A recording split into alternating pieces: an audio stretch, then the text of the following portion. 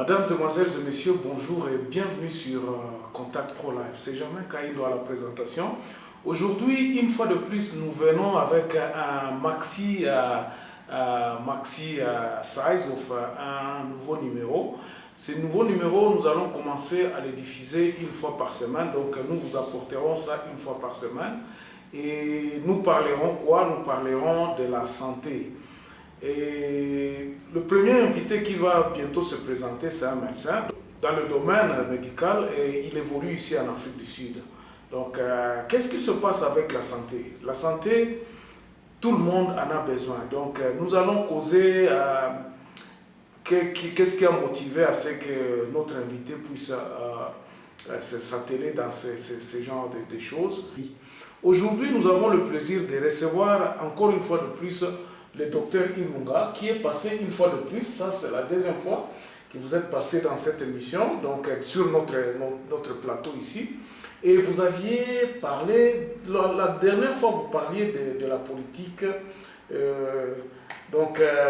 c'était justement sur le Banyamulenge, je peux vous rappeler. Okay. Oui, on avait fait ça. Pouvez-vous un peu, encore une fois de plus, vous présenter, s'il vous plaît? Ok, je suis le docteur Ilunga.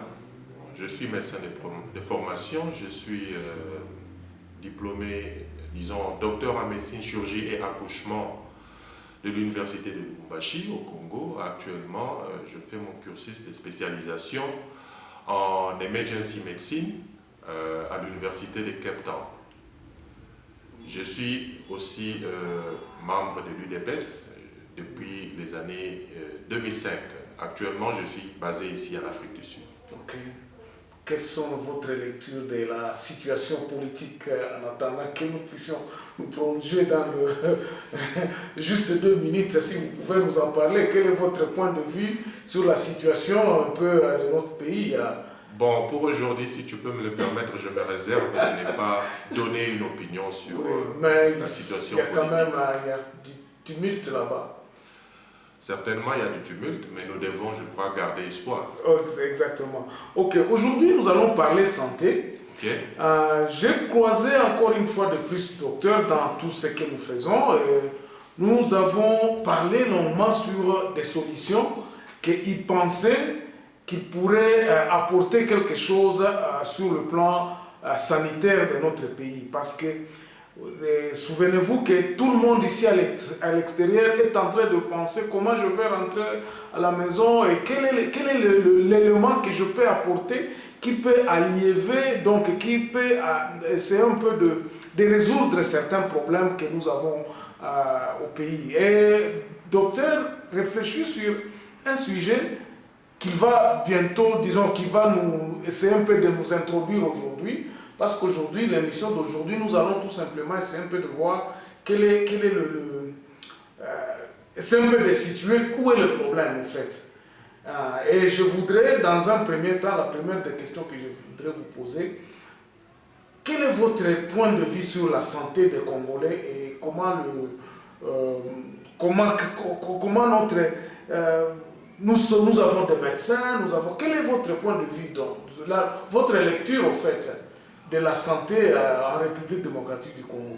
Ok, la santé d'une population, il faut le dire, ça se jauge, ça se mesure par certains paramètres statistiques pour savoir quel est l'état actuel de la santé de la population du Congo. Il y a des paramètres qui sont classiquement connus sur lesquels on se base pour dire que cette population est en bonne santé ou pas. On regarde par exemple la longévité. La longévité de la population, c'est-à-dire quelle est l'espérance de vie moyenne d'une personne qui vit au Congo. Nous savons aujourd'hui que nous les Congolais, l'espérance moyenne de vie est de 61 ans, ce qui est en deçà de la moyenne générale du monde et en deçà de ce que nous trouvons dans les pays développés où on trouve des gens qui peuvent vivre jusqu'à 75 ans, 78 ans. On regarde des paramètres tels que la mortalité des enfants. Combien des enfants meurent sur 1000 naissances chaque année au Congo? On voit que ce taux-là est élevé, je pense qu'il doit être autour de 92, si je ne me trompe pas, ou un peu plus. Ce qui est élevé par rapport à la moyenne générale du monde et même élevé par rapport à la moyenne des pays développés. on regarde d'autres paramètres tels que la mortalité maternelle, c'est-à-dire quand une maman doit accoucher, combien de femmes meurent. Tous ces paramètres-là montrent que l'état de la santé de la population congolaise souffre d'une certaine précarité. Alors, où se pose le problème? Est-ce que ce sont les médecins qui ne savent pas traiter ou qu'est-ce qui se passe? D'après les analyses que moi je fais, le problème se pose au niveau de l'accès, c'est-à-dire quelqu'un peut avoir besoin de soins, mais ces soins-là n'est pas proche de lui, ce n'est pas dans les encablures de là où il se trouve. Quelqu'un qui est à Walungu, qui a besoin pour le moment, par exemple, d'une césarienne, il ne sait pas y accéder, il doit aller jusqu'à Bukavu. Donc il y a un problème d'accès d'abord, et puis il y a un problème de financement. Quelqu'un qui a besoin d'un soin à un moment donné, au moment où il en a besoin, il n'a pas l'argent. Il n'a pas l'argent pour couvrir ces soins-là. Et il y a aussi le problème de qualité, c'est-à-dire les médecins peuvent avoir le skill, la compétence qu'il faut pour donner les soins, mais les médicaments, la technologie qu'il faut pour ces soins-là n'est pas là. Donc, le problème de la santé au Congo se pose à trois niveaux. Au niveau de l'accès, au niveau du financement et au niveau de la qualité. Alors, résoudre ces problèmes-là, c'est procurer ce qu'on appelle la couverture universelle de la maladie. Faire de sorte que toutes les personnes au Congo, quel que soit leur rang social, quel que soit l'endroit où ils se trouvent, bénéficient des soins dont ils ont besoin au moment où ils en ont besoin, sans pour autant que cela ne leur cause une ruine financière. Je commençais à réfléchir quelles sont les stratégies pour répondre à ces tissus-là de Donc, si je peux comprendre bien, c'est une stratégie qui va... quel est le target? Qui sont concernés de ces stratégies que vous voulez vous y réfléchir? Bon, puisque cette stratégie porte sur le système, ça ne porte pas sur les maladies spécifiques. Ouais. Je cherche à fixer, je propose de fixer, d'arranger le système, comment ça fonctionne. Alors, il faut que tout le monde comprenne comment le système va fonctionner pour que ça marche. Il faut que les décideurs comprennent ce système, c'est-à-dire les décideurs, les gouvernants. Il faut que les professionnels, ceux-là qui donnent la santé, les donneurs de soins, les médecins, les paramédicaux, les infirmiers, tous ceux-là qui travaillent dans le système de santé, ils doivent aussi comprendre. Et il faut que la population qui bénéficie de cette couverture universelle de la maladie comprenne aussi comment le système fonctionne. Donc, c'est toutes les entités-là qui doivent comprendre. Alors, ça doit être présenté dans un langage parce que c'est trois catégories de gens qui ont des backgrounds différents. Okay. Alors, ça doit être présenté dans un langage simple pour que tout le monde comprenne. Ok. Et vous prenez, vous dites qu'il y a l'État, donc il y a la population, et puis il y a les personnes de santé, donc le médecin, tout ça. Donc. Oui. Et vous aviez parlé tantôt de financement. Qui peut financer donc ce système ici, quand vous le concevez, dans votre tête, qui vous voyez en premier? Quelle est la personne qui est visée vraiment, qui peut financer cette histoire? Parce que quand je dis, quand on parle du système, je comprends directement qu'il y a des frais à payer. Ouais. Il y a des frais à payer, d'abord, ça il faut le dire, parce que la santé a un prix. Il ne faut pas qu'on se leurre la face, qu'on dise que la santé n'a pas de prix, ça doit être gratuit. Non, ce n'est pas gratuit. Quelqu'un, quelque part, doit payer les coûts. Parce que nous voulons que nos dispensaires, nos hôpitaux soient propres. Nous voulons que nos hôpitaux soient fournis en médicaments. Nous voulons bénéficier des interventions complexes. Il faut que les médecins soient bien payés. Il faut qu'il y ait des ambulances, il faut qu'il y ait du carburant, il faut qu'il y ait de l'électricité pour fournir ces hôpitaux-là, ces dispensaires. Toutes ces choses-là vont demander de l'argent. Donc, ne nous faisons pas leurrer que la couverture universelle de la maladie signifie qu'il n'y aura plus de coûts. S'il n'y a pas de l'argent qui est payé, la qualité des soins automatiquement va aller en bas. Les pays qui dépensent beaucoup plus d'argent donnent plus de qualité des soins. Mais maintenant, il faut monter une stratégie pour que plus personne ne ressente le coût ou ne soit laissé derrière. Que tout le monde bénéficie de la santé, mais que personne aussi ne ressente le coût de payer les soins. Je vais vous donner un petit exemple, une question. Qu'est-ce que vous pensez de dépenser seulement $2 par an pour votre santé, pour couvrir les risques de tomber malade un jour, vous ne savez pas quel jour, et ne pas épargner, être forcé du coup à dépenser $2000 en un jour que vous n'aurez peut-être pas ce jour-là pour qu'on puisse vous opérer. Quelle est la meilleure option? Oui, bon, la question, je vais vous la retourner parce que c'est vous qui connaissez ce que vous nous dites. Parce que si je comprends bien le système dont vous voulez parler ici, quand j'essaie un peu de me dire, c'est-à-dire qu'il y a une certaine assurance, et puis il y a l'assurance d'être payé, d'être soigné, et puis il y a aussi, je crois, le système, comment je vais accéder. Est-ce que vous pouvez un peu nous expliquer? Parce que, en explicitant un peu ma question, c'est-à-dire par exemple, quand je tombe malade, je suis malade, ou bien je me suis cassé le bras, je vais à l'hôpital. Comment est-ce que vous allez me prendre? Quel est le processus que vous pensez que ça va commencer à partir où j'ai un cas de maladie?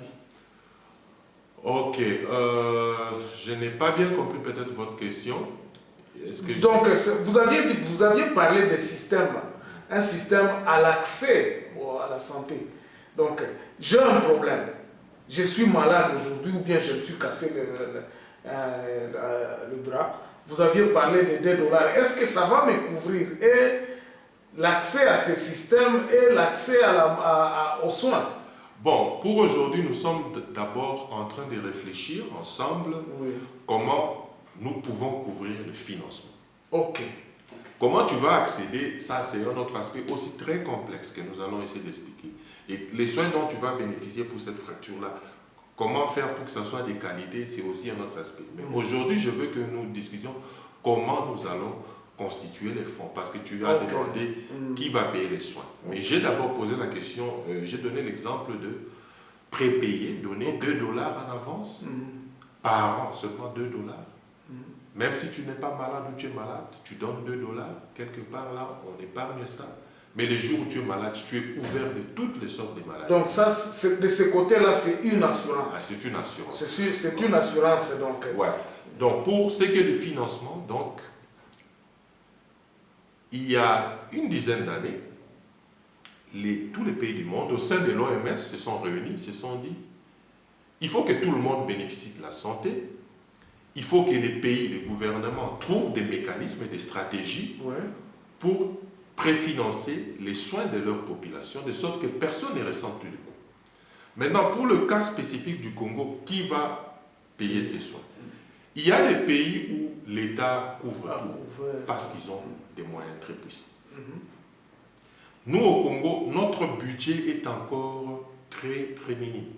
On a parlé de 15 milliards de dollars. Je ne sais pas s'il y aura des réajustements compte tenu de la situation actuelle. Donc, le budget est très minime. Et dans cette assiette de budget, il faut savoir qu'une tranche par exemple, pour l'éducation déjà, donc c'est une grosse part qui part, parce qu'on a dit que l'éducation doit être gratuite. Donc c'est déjà une grosse part qui part. Une partie doit partir pour la sécurité, les efforts de sécurisation de l'Est. Une partie doit partir pour le paiement des agents de l'État ou autre chose, tous les frais de fonctionnement. Peut-être, certainement, la distribution n'est pas encore équitable, juste parce qu'on apprend que les gouvernants prennent la grosse part. Mais si l'État doit couvrir le financement seul des soins de la population congolaise, ça sera difficile pour le moment pour qu'on obtienne des soins de qualité. Le gouvernement congolais, jusqu'à ce jour, ne couvre que peut-être 2% de son budget, ne donne que 2% de son budget pour la santé, ce qui est minime. Est-ce que, la question que je voudrais poser, est-ce qu'en République démocratique du Congo, y a-t-il quelque part où il y a des maladies ou bien que l'État, où on est soigné gratuitement? Non, dans une certaine mesure, l'État couvre un certain nombre de soins, tels que les vaccinations, tout ça, ça couvre. Mais la structure des paiements des soins au Congo, à plus de 70%, c'est paiement cash. La population paye cash, ce qui est déjà inacceptable. Il faut trouver un mécanisme pour que ces histoires-là des paiements cash se terminent. Alors, le financement au Congo, pour moi, je pense que l'État doit donner une grosse part. Et on va voir d'où peuvent venir les ressources pour l'État. Mais les entreprises, toutes les entreprises du Congo doivent aussi donner une certaine contribution à la santé. Et la population doit aussi donner une petite contribution. Ok. Merci beaucoup. On va prendre une petite pause. Et justement pour souffler un peu et me donner à docteur le temps de prendre une tasse de café. Et puis on revient dans quelques A brand new watch integrating sports and health functions with a continuous monitoring heart rate sensor, built-in 1.3-inch color HD display and other advanced hardware. With health, sports monitoring, social reminder and other functions. The Malika vibration reminder, let communication no left behind. Can directly view all kinds of information on the run. Release your hands. Keep track of your daily physical activity throughout the day. Keep track of heart rate changes. Comfort wear. Monitoring sleep quality. No need to take off. Directly wear for swimming. More functions wait for you to experience.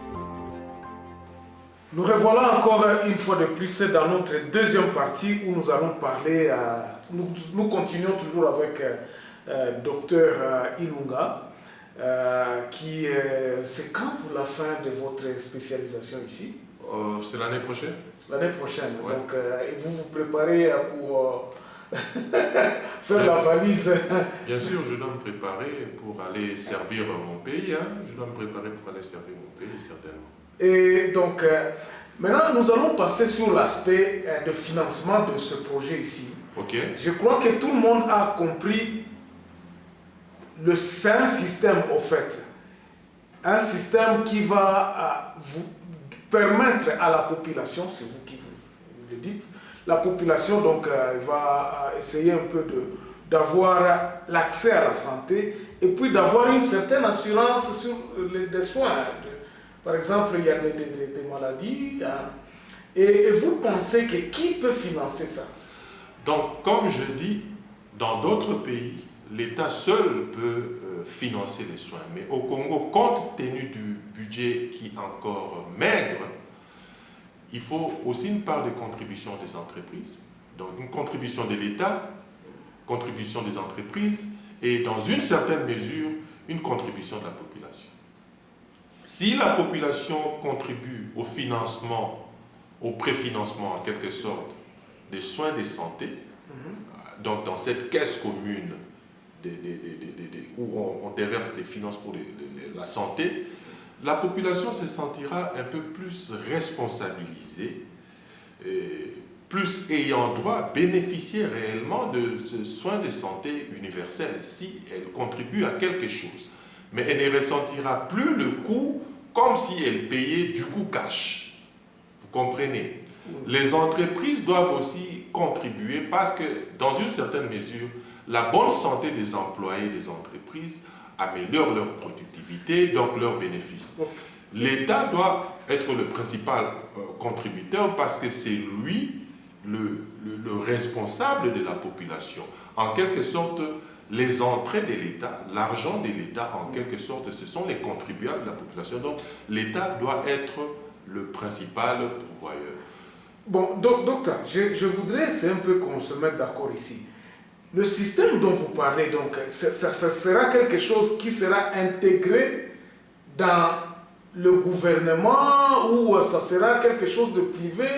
Comment est-ce que vous voyez que quel est le rapport que sera le système en question dont nous parlons ici vis-à-vis des hôpitaux et vis-à-vis de l'État? Parce qu'il y a beaucoup, nous savons que beaucoup de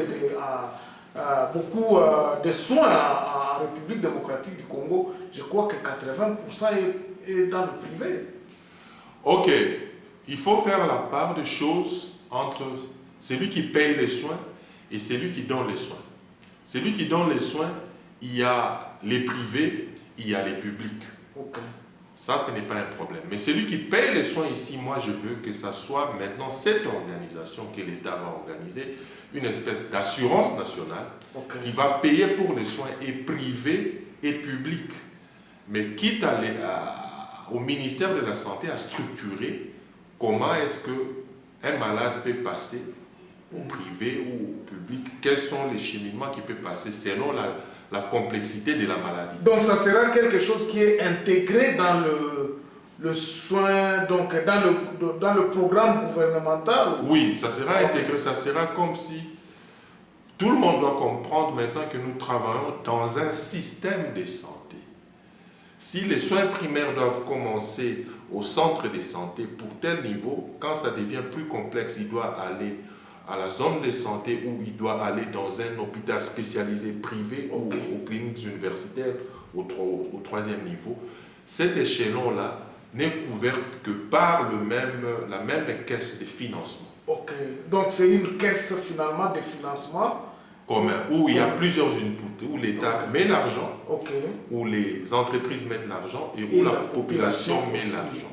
Mais maintenant, on doit comprendre d'où les ressources de l'État viennent, d'où les entreprises et la population va payer comment. Parce que la méthode de collecte des fonds va différer selon les trois structures.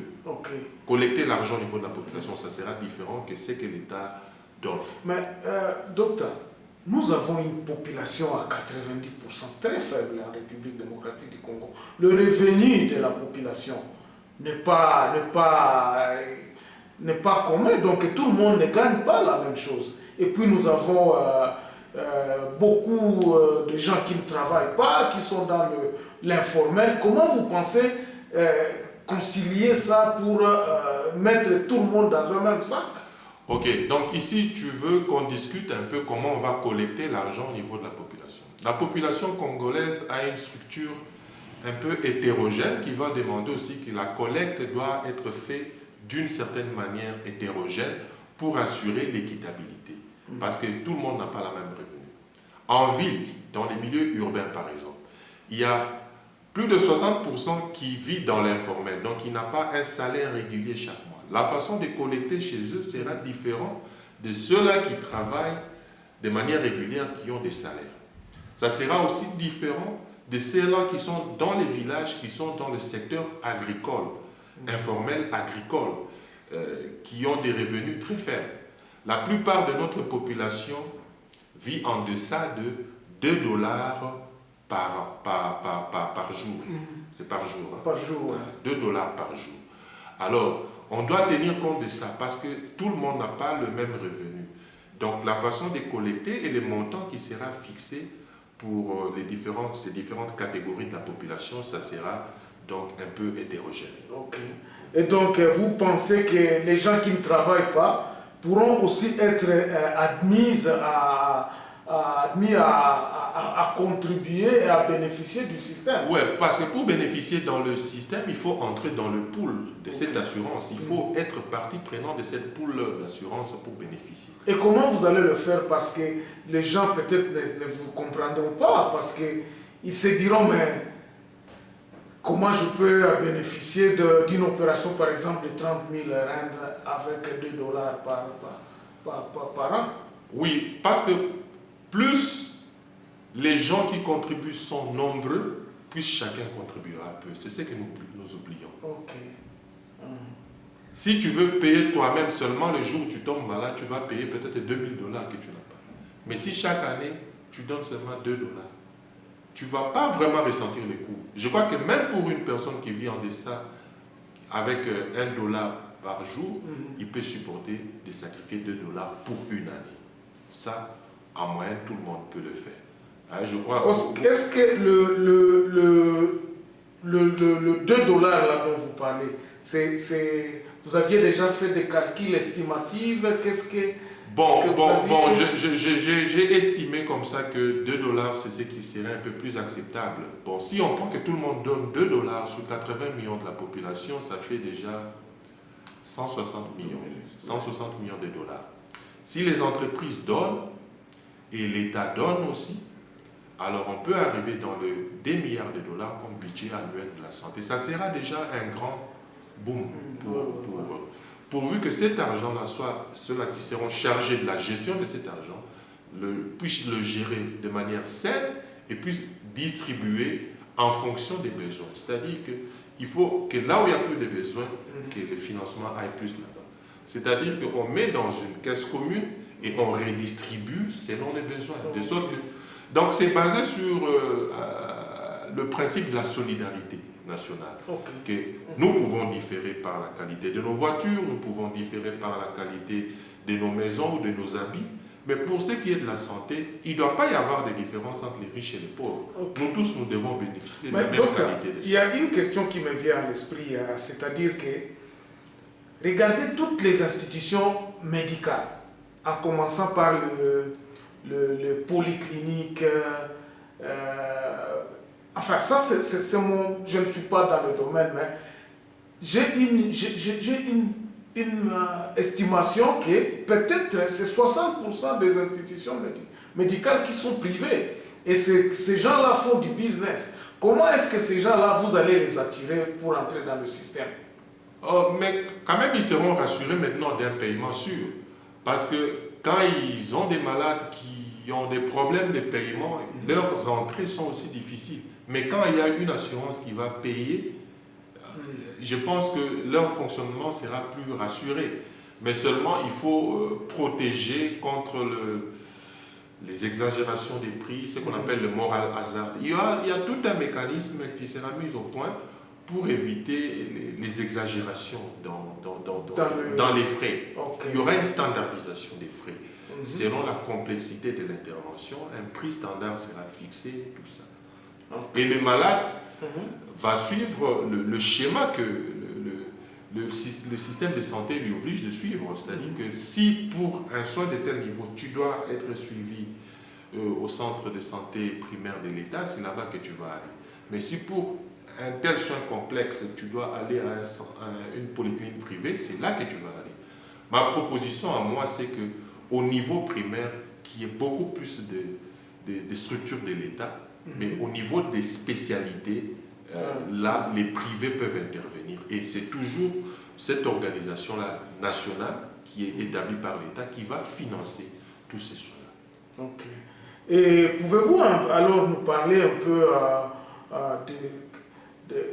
du début, comment est-ce que vous pensez que ça peut être implémenté? Non, pour implémenter ça, la première des choses, il faut d'abord identifier la population, rien à faire. Donc si vous n'identifiez pas les gens, vous ne saurez pas combien de gens il y a qui doivent payer quoi. Vous identifiez les gens et à chaque famille, parce que la famille ici par définition, nous pouvons admettre que c'est papa, maman et les enfants, mais il y a des familles qui sont structurées autrement, peut-être seulement la veuve et les enfants, ou bien les enfants seulement. Il y a des structures un peu que les sociologues peuvent nous définir, les structures des foyers au Congo. Dès qu'on a cette structure-là, chaque famille doit bénéficier d'une carte de santé. D'abord, il faut identifier toute la population et chaque famille doit bénéficier d'une carte de santé qu'elle doit renouveler chaque année selon le nombre de sa composition. Si la famille a 5 membres et que le paiement est $2, elle saura seulement que par année, elle va dépenser $10 dans cette caisse générale. Et cette carte-là leur permettra d'accéder aux soins à tous les niveaux. Okay. Et vous pensez que comment vous pouvez vous y prendre? Aller vers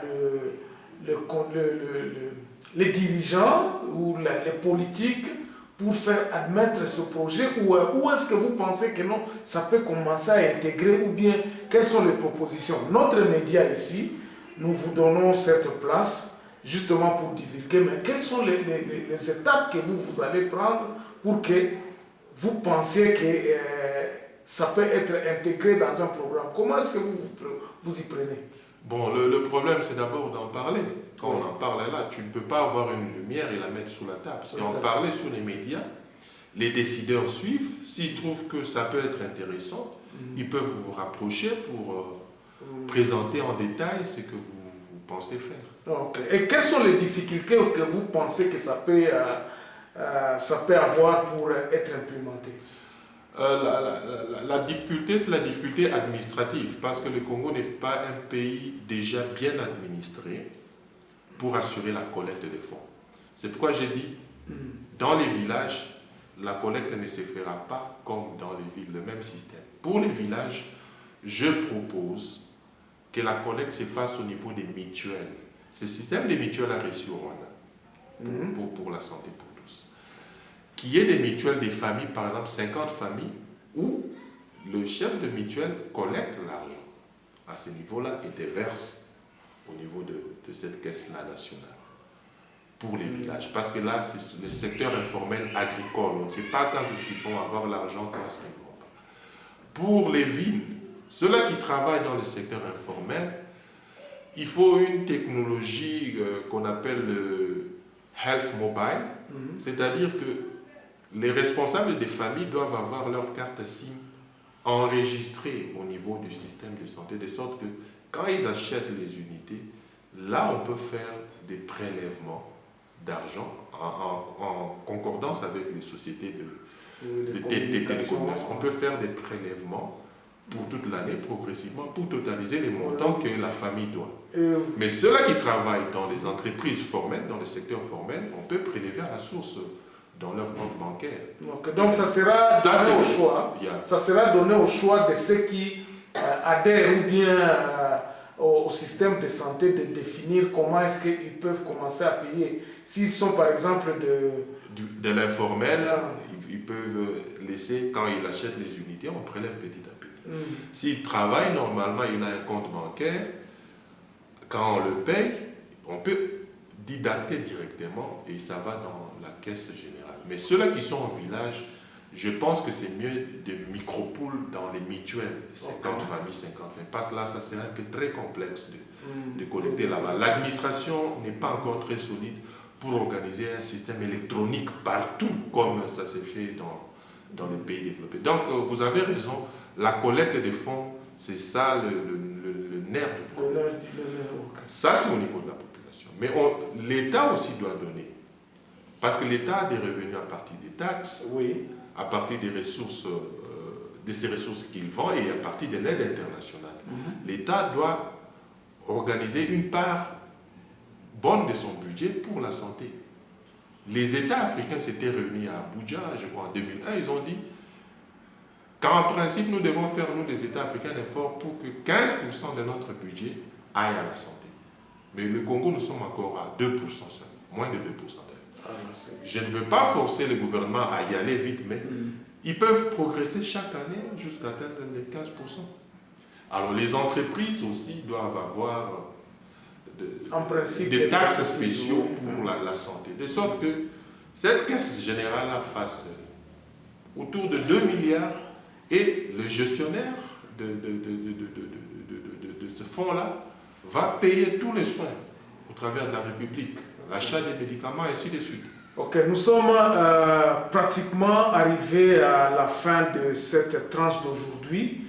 Nous revenons la semaine prochaine avec le même esprit, avec le même engouement pour essayer un peu d'expliciter, un peu plus approfondi, dans un terme simple. Cette fois-là, je vais vous rappeler que cette émission passe aussi en lingala et que la semaine prochaine, peut-être nous pourrions revenir dans ce que nous avions parlé dans cette deuxième partie, mais nous le ferons maintenant en lingala ou en swahili aussi, parce qu'il y a aussi des téléspectateurs qui nous demandent ce que nous puissions aussi les expliquer en swahili, surtout ceux qui nous suivent à l'est de notre pays. Nous avons parlé de Walungu, n'oublions pas qu'à Walungu, là, on ne comprend pas les lingala. Donc, merci beaucoup, docteur. Vous avez un dernier mot pour cette... Non, j'invite vraiment les décideurs du pays, les professionnels de santé, même la population à s'intéresser à ce programme, à s'intéresser à ce système. Essayons de réfléchir ensemble comment nous pouvons faire pour que la santé soit quand même un denrée qui n'est pas... que ça ne soit pas quelque chose de luxe, que ça ne soit plus un luxe pour personne. Et vous aviez appelé comment tout ça? Parce qu'on... Ça s'appelle couverture universelle de la maladie. CUM. CUM. Merci beaucoup. On se revoit la semaine prochaine pour un nouveau numéro. Au revoir.